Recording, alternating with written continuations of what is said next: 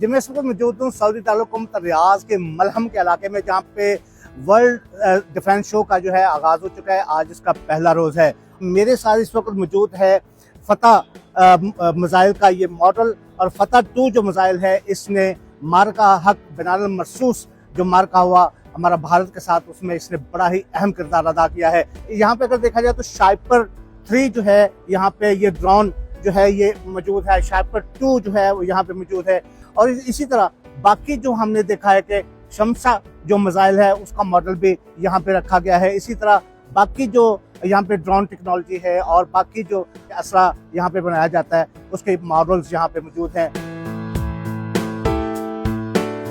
हर पाकिस्तानी जो है वो प्राउड फील करेगा कि कितनी लेटेस्ट टेक्नोलॉजीज हमने इस वक्त दिखाई हैं।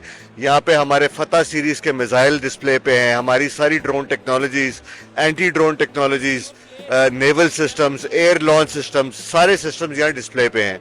तो माशाल्लाह पाकिस्तान एक बहुत बड़े तरीके से यहाँ पार्टिसिपेट कर रहे हैं।